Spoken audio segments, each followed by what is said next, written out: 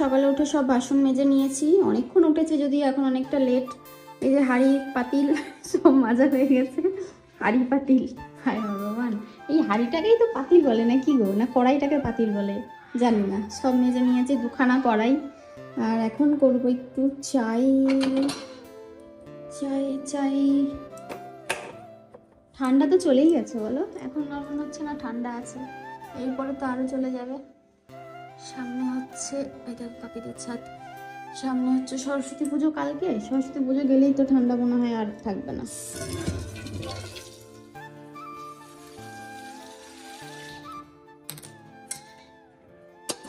Video on করেছি, খানিকক্ষণ বক বক করলাম। কি নিজের ওপর হাসি পায় মাঝে মাঝে, ভিডিও সেভ করতে গিয়ে সেভ হচ্ছে না, সেটাকে পুরো ব্যাক করে আবার নতুন করে ভিডিও আবার স্টার্ট করতে হলো। মানে কি অবস্থা বলো, আমাদের মানুষদের জীবনের মতো, মানে কিছু কিছু পর্যায়ে কিছু কিছু জিনিস এমনভাবে তোমাকে কষ্ট দেবে, সেগুলো যতক্ষণ না তুমি রাখতে চাইবে, ধরে আঁকড়ে রাখতে চাইবে, কিন্তু যতক্ষণ না জীবন থেকে ডিলিট করবে তুমি স্বস্তি পাবে না, শান্তি পাবে না। আর যদি সারা জীবন আঁকড়ে ধরতে চাও, সারা জীবন তোমার কষ্ট দুঃখ শেষ নেই। সকালবেলা যখন আমি ওদেরকে স্কুল দিতে যাচ্ছিলাম, তো তখন ওর দিম্মির সাথে, মানে অধিকাকে তো দিম্মি দিয়ে আসে, এই মোড় অব্দি দিয়ে আসে, মানে বাড়ির সামনে ওখানে একটা মোড় আছে, দোকানে ক্লাবটার ওখানটায়, মন্দিরটার ওখানটায়, যেখানটা কালী পুজো হয়, তো ওই অবধি দিয়ে আসে। তখন আমাদের পুচকুটাও এসেছে সাথে করে। এসে বলছে কি, প্রথমে ভেবেছে আমরা হয়তো অন্য কোথাও যাবো বা কিছু, বুঝতে পারিনি যে এই টোটোতে উঠেছি, টোটো ওখানে দাঁড়িয়েছিল। অদ্রিকা আবার একটু এগিয়ে এসে বলছে কি, ওকা কি তাড়াতাড়ি চলো, টোটো দাঁড়িয়ে রয়েছে। তো আমরা তখন গেট দিয়ে সবাই বেরোচ্ছিলাম, মেয়েকে সোয়েটারটা পরাতে দেরি হয়ে গেছিলো। তারপরে যে টোটোতে উঠে গেছি, প্রথমে বলেছি যাবি, বলছে কি না যাবো না। যেই টোটোতে উঠে বসেছি, দুজনকে দুপাশে দিয়ে মাঝখানে, আবার দুটো ব্যাগ আমার কাছে, দুজনকে আবার ধরতে হয়, তো সাবধানে যেতে হয়, বুঝতেই পারো। তো ও বলছে কি, এ মাম্মা আমাকে একটু নিয়ে যাবি, চল না নিয়ে। এত সুন্দর করে বললো কথাটা, কিন্তু ওই সকালে ঠান্ডার মধ্যে নিয়েও যেতে পারবো না। তখন বললাম কি, না মাম্মাম তুমি বাড়ি যাও, দিদিকে আনতে যাওয়ার সময় হতো তাহলে তোমাকে আমি অবশ্যই নিয়ে যেতাম, চেয়ে করেই হোক, কোলে করে হলেও নিয়ে যেতাম, কিন্তু এখন তোমাকে নিয়ে যাওয়া যাবে না, কারণ প্রচুর ঠান্ডা, তুমি সোয়েটার পরে আসোনি ঠিকঠাক বাড়ির থেকে। এই হাওয়া খেতে খেতে যদি নিয়ে গেছি আর নিয়ে এসেছি, তোমার নিখাত জ্বর জ্বালিয়ে আসবে।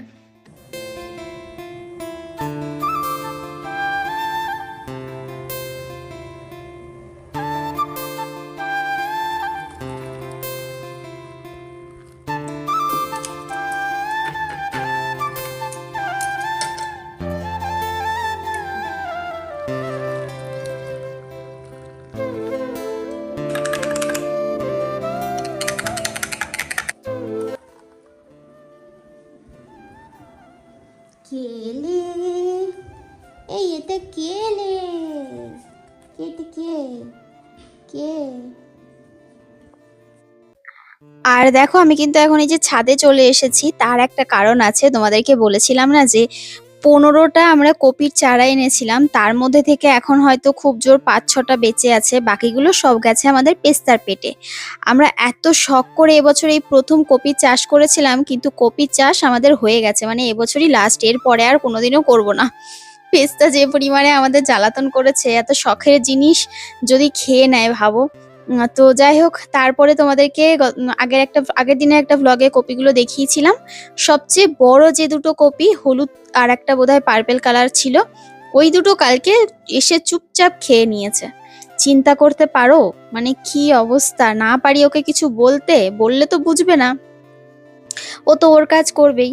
তো আজকে মাকে বললাম এই কপি কিন্তু আমাদের পেটে আর যাবে না, ছোট বড় যে অবস্থায় রয়েছে কেটে সব কটা আজকে একসাথে রান্না করব, ভাজা করি, ঝোল করি, সেদ্ধ করি, যাই করি না কেন আজকে খেয়ে নেব। তো ওই জন্য রাগ করে একতরফা বলতে পারো এই কাজটা আজকে করতে হচ্ছে, মানে ভীষণ কষ্ট হচ্ছিল, রাগ হচ্ছিল। হ্যাঁ, কিন্তু কিছু করার নেই। এবার পেস্তার কথা ভেবে রাগ হচ্ছে না, ও খেয়েছে সেটা তো একটা মানে আফসোস রয়েছে যে না খেলে ভালো হতো।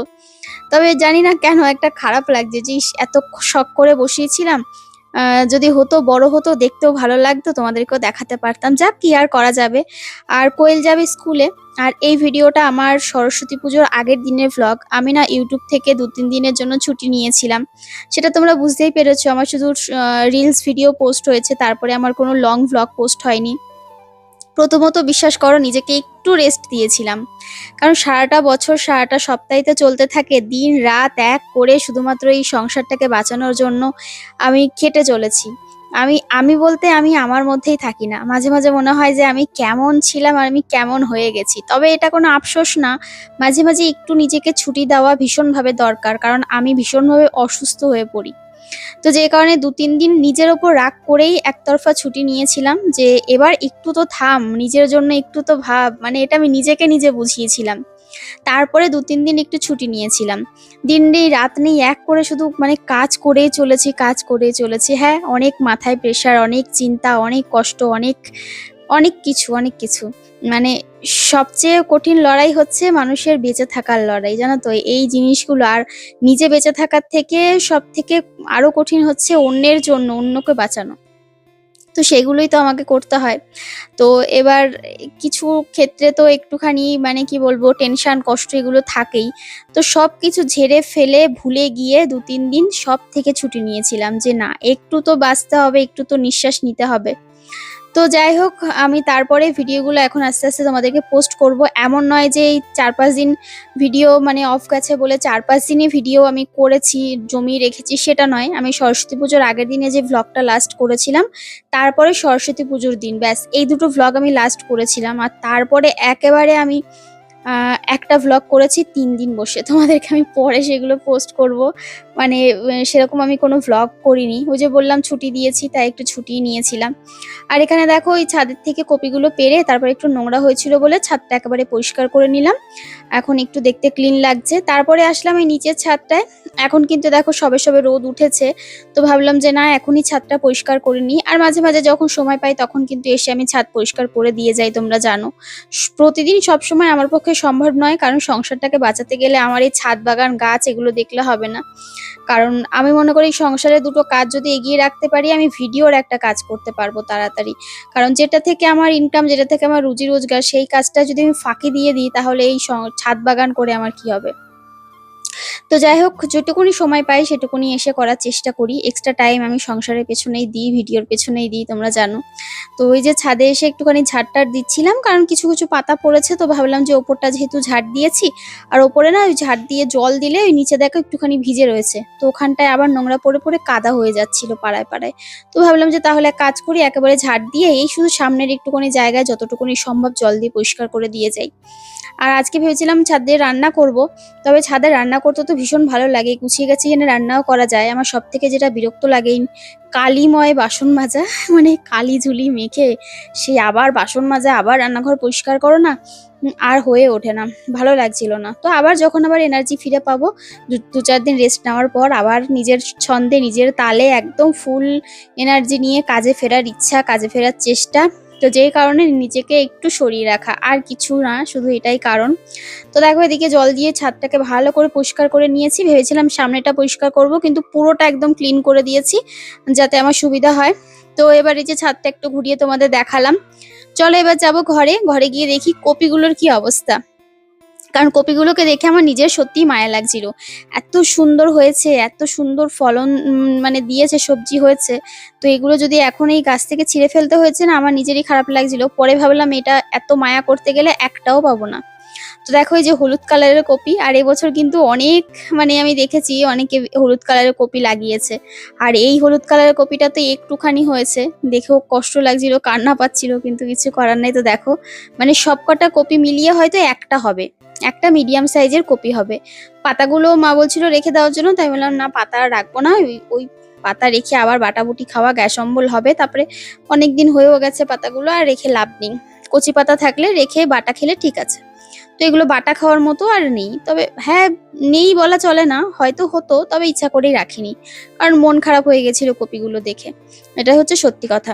তো এইটুকুনি কপি না যদি তরকারি রান্না করতাম ওই তেল ঝাল মশলা খরচা করে একটুখানি হতো। মানে একবেলা বোধহয় হতো না। তো এটাকে আমি ভাবলাম তাহলে ভাজাই করি। এর থেকে আর ভালো অপশন আমি খুঁজে পেলাম না আজকে রাগের মাথায়।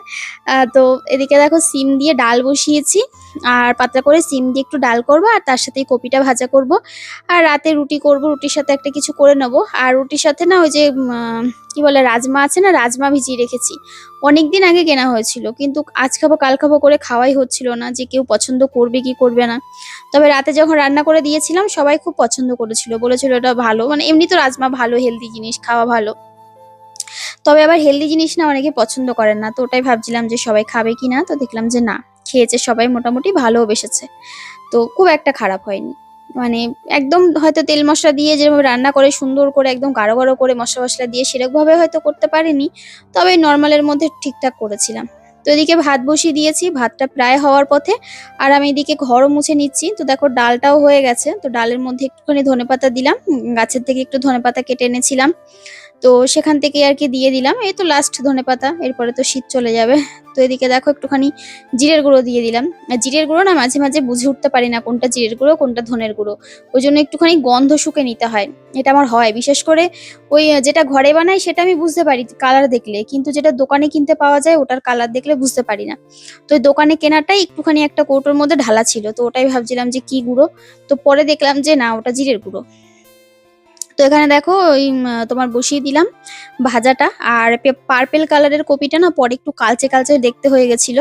আর হলুদ কালারটা ওই নর্মালি হলুদ আর কি, সাদা কপির মধ্যে হলুদ দিলে যেরকম একটা কালার হয় না, হলুদ দিয়ে ফ্রাই করলে ঠিক সেরকমই হয়েছিল। তবে হ্যাঁ, এই কপিগুলো না এত মিষ্টি হয়েছিল খেতে, তো মা পরে বলছিল যে এই জন্যই পেস্তা খেয়েছে, মানে মিষ্টি দেখে ওর স্বাদ লেগেছে ওই জন্য খেয়েছে। আর এবার একটু লেবু রস করে নিলাম সবার জন্য।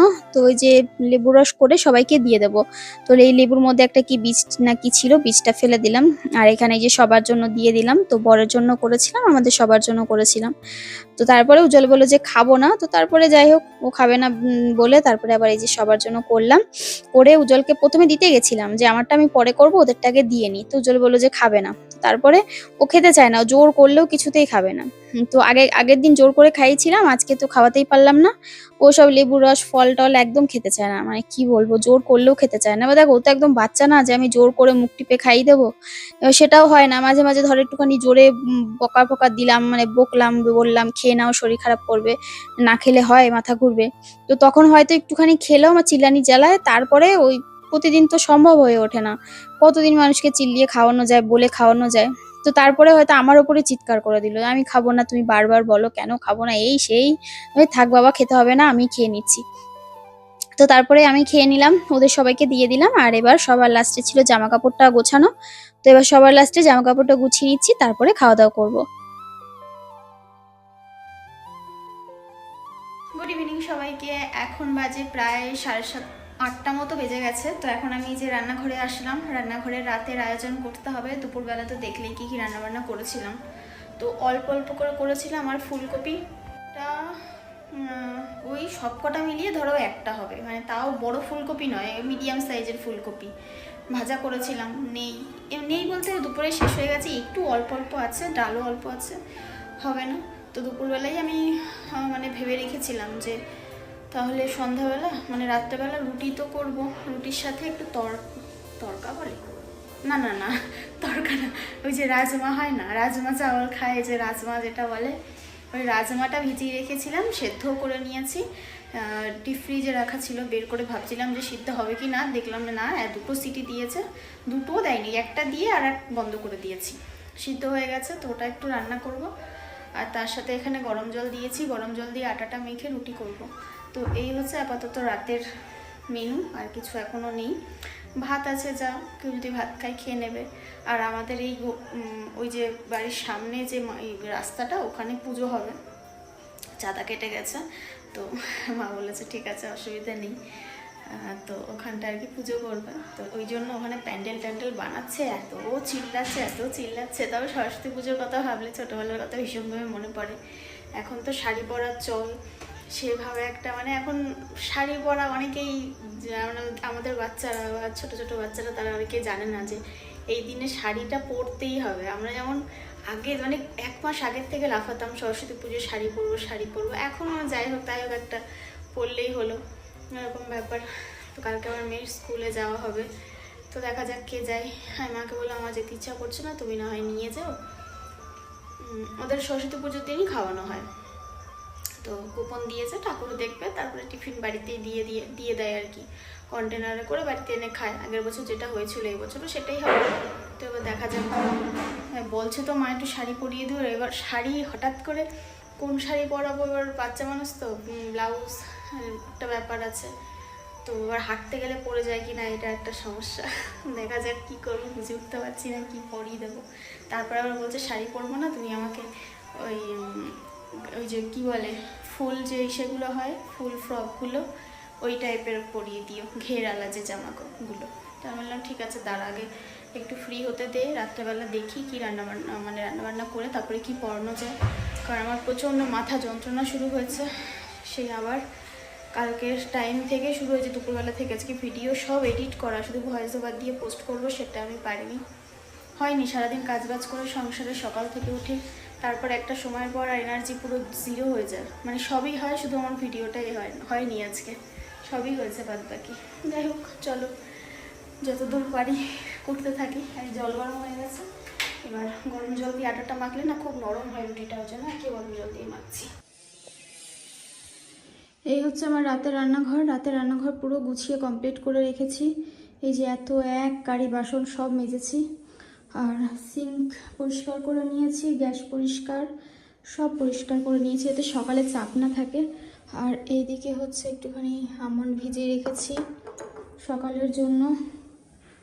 চলো বন্ধ, আজকের মতো সমাপ্ত।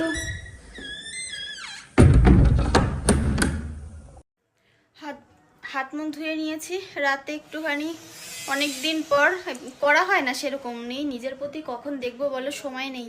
এখন এই 11টা, প্রায় 11টা বেজেই গেছে। এখন এই কালকে মেয়ে স্কুলে যাবে, কি পড়ে যাবে সেটা বের করব, বের করে গুছিয়ে রেখে তারপরে আমি এডিটে বসবো। আর বাসনটা মেজে রাখলাম, কারণ সকালবেলা উঠে না তাড়াহুড়ো লেগে যায়, বাসন মাজতে হয় সকালবেলা উঠে, খুব কষ্ট হয়। এমনও দিন গেছে সকালবেলা উজ্জ্বল তাড়াতাড়ি, আমি রাত জেগে এডিট করি, জানোই তো তোমরা, 1টা, 1:30, 2টো বেজে যায়। একটা তো কম, মানে 1:30, 2টোর আগে কখনো ঘুমাতে পারি না। তারপরে উজ্জ্বল তো 2-3বার রাতে ডাকে, তখন একবার, মানে একটা ঘুমন্ত মানুষ তোমাকে একদিন, যদি তুমি ধরো রাতে ঘুমাচ্ছ, তোমাকে একদিন কেউ রাতে একবার ডাকলো, তুমি হয়তো তাকে কিছু বলবে না, দ্বিতীয় দিন তোমাকে 2বার ডাকলো, হয়তো সেদিনও কিছু বলবে না, কিন্তু এটা যখন রেগুলার হবে, শুধু ডাকা নয়, তুমি ঘুম থেকে উঠে এই ঘর থেকে ওই ঘরে যাচ্ছ বা কোনো একটা কাজ করছো, তখন তোমার ঘুমটা কিন্তু অটোমেটিক মানে চলে যাবে, আর আসবে না, তখন তোমার একটা রাগ হবে। তো সেই রাগগুলো আমার, রাগ হয় না আমার, কিন্তু ওই ঘুমের যে একটা ঘাটতি থেকে যায়, শরীরের একটা ঘাটতি থেকে যায়। তো সকালবেলা উঠেই তাড়াহুড়ো করতে পারি না, মেয়েকে স্কুলে দিয়ে এসে তারপরে বাসন ফাসন মাজা থাকে। তো এমনও দিন গেছে মেয়েকে স্কুলে দিয়ে বরকে উঠিয়ে দিয়েছি, বরকে উঠিয়ে দিয়ে বাসন মাজতে মাজতে 11টা, 11:30 বেজে গেছে। এমনও দিন গেছে, কি করব, যেরকম সংসার যেভাবে পারি সেভাবেই করি, আমার তো কিছু করার নেই।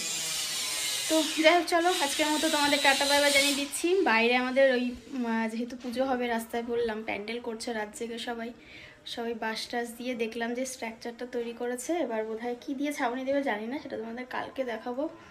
তো চলো আজকের মতো tata bye bye, good night.